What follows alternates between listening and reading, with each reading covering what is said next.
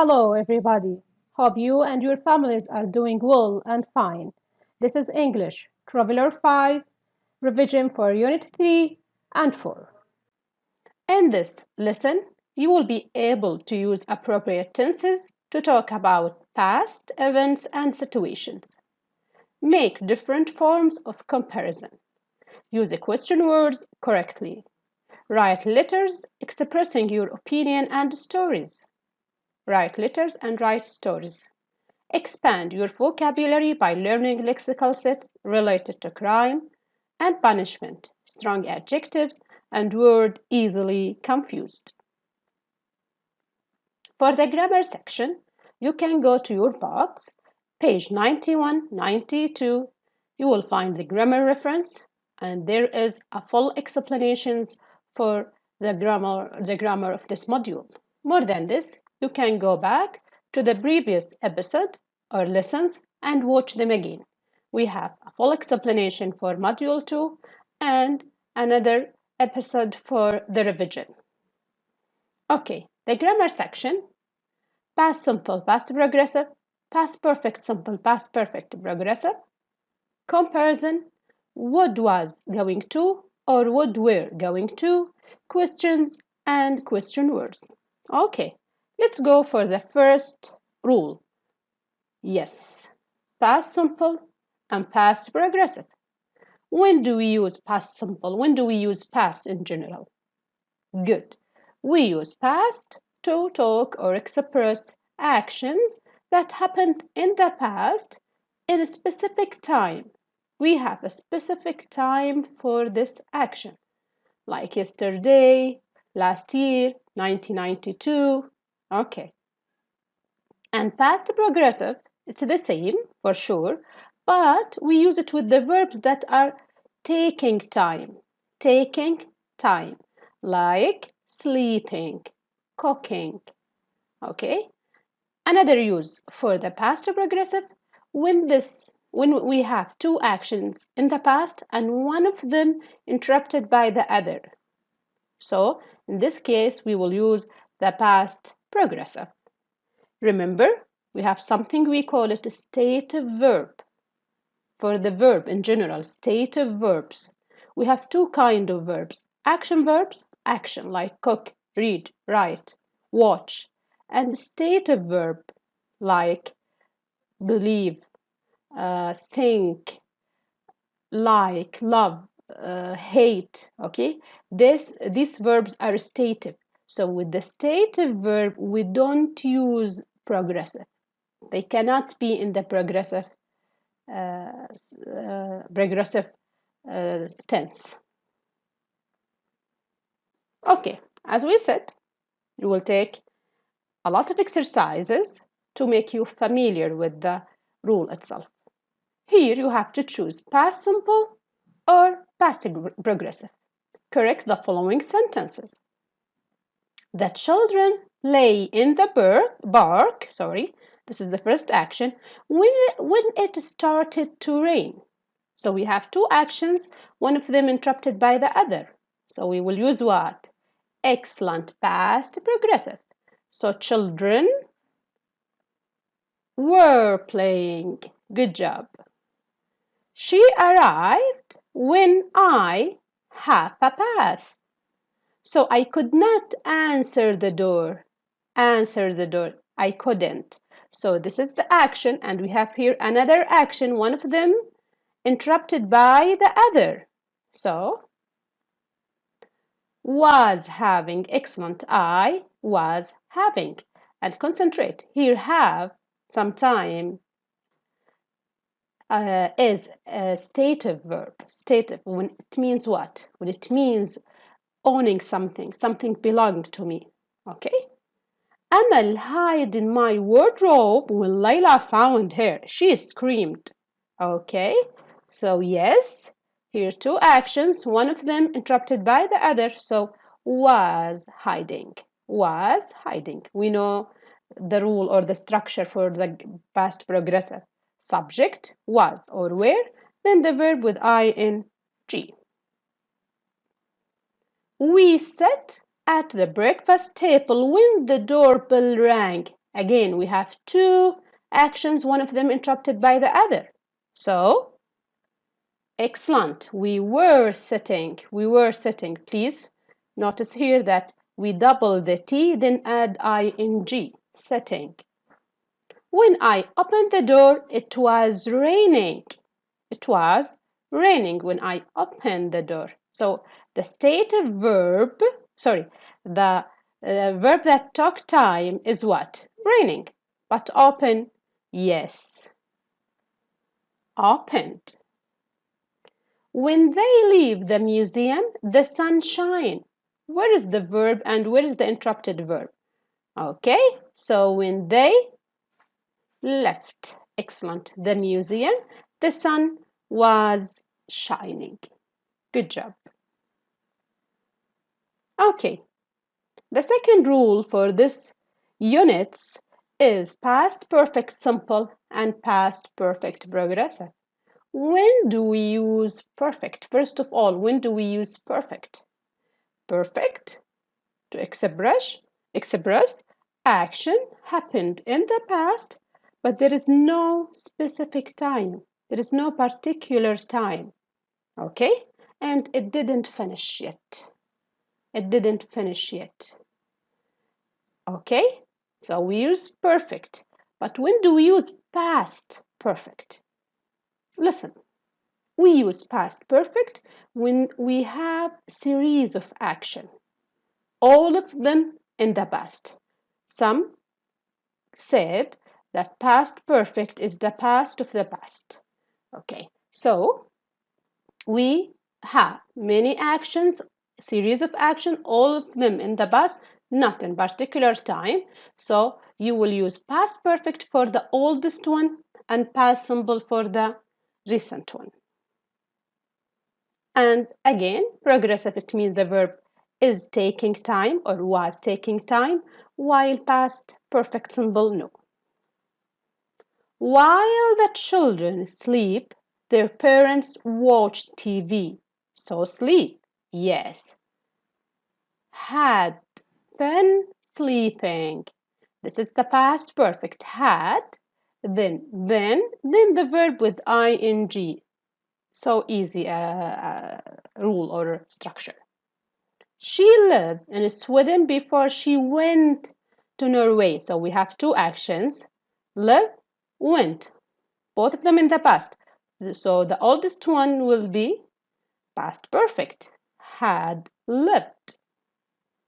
Before he'd run to Sarah's house, she found her. So we have two actions in the past. One of them is oldest than the other. So the oldest one will be what? Perfect. Past perfect. Before he ran to Sarah's house, she found her. They wait at the station for 90 minutes when the train finally arrived. So we have two actions in the past, waiting and arrived. The train finally arrived. So the oldest one will be past perfect, but be careful. Is it something take time or not? Wait for 90 minutes duration, expressing the duration. Yes, they had been waiting. Excellent. We looked for her ring for hours and then we found it in the bathroom. So we have two actions, look for the ring and found it. So the oldest one is look for. They look for, then they found it. And again, is this action taking time or not? Yes, it's taking time, hours. So we had been looking for her rings. Okay, by this, we come to the end of the tenses, and now we will revise the comparison. First of all, I want you to know that we have two kinds or two ways of comparing, to compare between things or people. Comparative adjectives and superlative adjectives. When we use than, we want to compare one thing with another. This is the comparative. You are comparing just two things, one, okay, to another one, or with the another one with another one. He is 2 years older than me. So this is me and him, and he is older than me. So old is the adjective. It is in the comparative, will be older, and use than because we are comparing between two. We often use the with the comparative adjectives to show that one thing depends on another. Look at the sentence. The faster you drive, the more dangerous it is. Here we use the, not than, in a phrase or a sentence to tell that someone depends on another. Being in dangerous situations depending on the faster you drive. Okay, let's and again, careful. The adjective with er for comparative, for comparing between two things or action depends on the other. That's it. And we use them. Superlative, we are comparing three or more things or people. She is one of the politest people I have ever met. I'm not comparing her to another girl or boy. No, in general. So she is one of the politest. You have to add the, then the adjective with est. Okay? No than here. The before the adjective, then add est, the politest. To show something has quality to the greatest or least degree. Okay? Greatest or least degree. It was the happiest day of my life. Okay? It's the greatest day of my life. Okay? So use the superlative structure. The, then the adjective with est. Remember, it's happy. But when we add any suffix to happy, we have to omit the y and add iest. Okay? I want you to notice something. Look at this word, adjective. Beautiful. Beautiful. How many syllables do we have here? How many syllables? Beautiful. 3 syllables. So if I want to compare two things, I have to add er. But with long adjectives like beautiful, comfortable, complicated, difficult, you cannot add er and make them more. Okay, sorry, make them longer. So you will add what? More before the adjective. So instead of saying beautiful er than, you will say more beautiful than. Okay, this is in the comparative. What if it is in superlative? You are comparing more than to. You will say the most beautiful. The most beautiful. Look for fat. Fat, one syllable. So it will be fatter or fattest. Fatter than or the fattest. Clear? Okay, good job. Let's go to do some exercises. Choose the right sentences. Advertising pressures women to be more thin, or advertising pressure women to be thinner, thin. What is the right answer when you want to use it in comparative? Excellent. Thinner, because it's short adjective, one syllable adjective. Thinner. And please note that we add double N before the ER. Thinner, because it's a stressed letter. The word is ending with a stressed letter. And before the N we have I, vowel. So if the adjective ending in a stressed letter, thin, and before this stressed letter we have a vowel, you have to double the last letter, which is in, thinner, then add your er. Martha is the older of the 4 sisters, or Martha is the eldest of the 4 sister. Yes, Martha is the eldest of the 4 sisters. And please note something. If there were only 2 sisters, like Martha is elder than her sister, okay, just Martha and her sister, we could use the comparative elder, okay? Here, because there are 4 sisters, we need a superlative.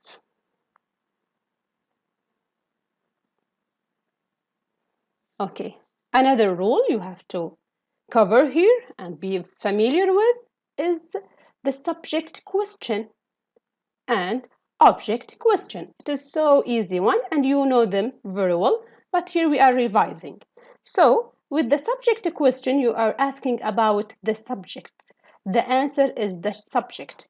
When we use the question word who, which, and what to ask about the subject of the verb, we form the question without auxiliary verb. So easy forming, okay? No auxiliary verb. Who, which, what? Use one of them. Who, if you are asking about a person. Which, it comes with person and things.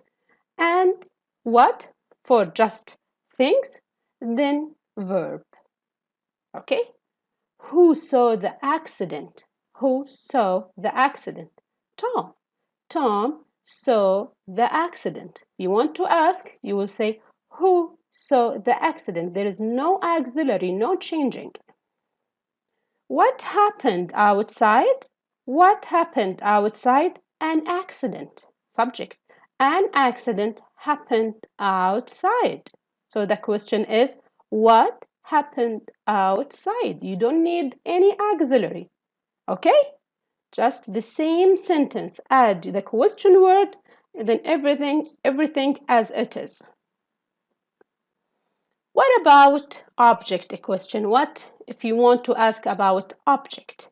When we use the question words who, which, and what to ask about the object of the verb, we form the question with auxiliary verbs. Here you need auxiliary, okay? Who, which, what, then the auxiliary, then the subject, then the verb. Look here. What, okay, or who, or which, then the auxiliary, for example, it is the present progressive, so will be are, then the subject, you, then the verb. What are you eating? You are eating something. You are eating something. So what are you eating? I'm asking about the object, not you, the subject. Who did you see at the restaurant? You saw someone. Let's say you saw a celebrity, okay? So who did you see? Who, then the auxiliary because it's in the past did, then the subject, you, then the verb, okay? Okay, look here. Ghada bought a new car. Please, when we want you to make a question, Ghada bought a new car. Ask about Ghada, the subject. So, what do we need here? Who? Excellent, because Ghada is a person. Who? Is there any changing in the sentence when we want to make a question? No. Who bought a new car? Ghada. And the question mark here. Please don't forget the question mark. It's not full stop, it's a question mark. Ghada made delicious cake. Okay, so here we are asking about the object cake. So the question will be what? Okay, we need a helping verb because it's a question about the object. What's the helping verb here? Ghada made, past simple. So what did the subject Ghada, what did Ghada made make? For sure, because it's in the question. What did Ghada make? Excellent. What did Ghada make? She made a delicious cake. Delicious cake. Okay, you have another rule, which is verbs with 2 objects. Okay. Certain verbs like give, offer, send, show, buy take two objectives, not just one objectives. No, not one object, two objects. The first is direct object. The second is indirect object. It's not belonging to the which is first or second. No. Direct object usually indicates thing. Okay, direct. Indirect objects usually indicates person. Okay? Look here. Adam sent Lee an email. Who sent the email? Adam. So this is the subject. What is the object? Who sent the email? What did he send? Email. Thing. Email. He sent email. So email is the direct object. To Lee. Lee is the indirect object. Tina bought Jane a watch. Tina bought Jane a watch. So what did Tina buy? A watch. So this is the direct object. To whom? To Jane. So direct object, thing, email, watch. Indirect object usually person, Lee and Jane. Color the direct, please. Color the direct object in blue and the indirect object in red. The soldiers fired a gun at the enemy. Where is the object? The soldier, subject. Fired is the verb. A gun at the enemy. Excellent. Gun, thing. So is the direct object. Enemy, person, is the indirect object. And let's check. Yes. Gun, direct, blue. Enemy, indirect, and red. We will write John a letter. Okay, what is the direct object? What will you write? What will you write? Okay, letter. So it's the direct object. To John. Let's check. We will write John. John is the indirect in red, person. Letter, direct, in blue, thing. They have bought their daughter a flat. Okay. Excellent. Daughter is the indirect in blue and the flat, the direct object in blue. Okay. By this, we finish the grammar section and we are here in the vocabulary section. Please open your book, page 53. Choose the word or phrase that most appropriately completes the sentence. Okay, don't forget to open your book, page 53, and try to do the exercise with me. Many countries in Europe are planning to smoking in all public places. Charge, convict, ban, or avoid. Charge, to pay, or convict, or ban, avoid. Okay, they are so similar to each other. For sure, ban, stop. Okay, we can say the authorities banned the gathering more than 2 people. Okay, so it's the same here. They are planning to ban smoking. The burglary was questioned by the police. The what? The hostage, witness, murderer, or hijacker. Okay, questioned by the police to the burglary. Burglary. So this is the crime. And we need what? Yes, witness. Someone watched what happened. Abdullah showed me 3 t-shirts and told me the one I liked best. To what? To pick out, hold up, go through with, or make off. Yes, for sure it's pick out, choose. The criminal, the businessman, by threatening to harm his family. So he is what here? When someone threaten you or threaten anybody, what do we, how do we describe this action? Kidnapped, blackmailed, shoplifted, or robbed? Yes, for sure, blackmailed. When someone threatened another, it means he has blackmailed him. And if you face something like this, immediately call كلنا أمن or just SMS them, okay? And they will take the actions. Blackmailed. All the food was delicious. And the dessert. So, particularly or consequently, something happened as a result of the other. Moreover, more, slightly, little. So, yes, particularly, especially the dessert. Maria won and now a publisher is interested in publishing one of her short stories. So Maria what?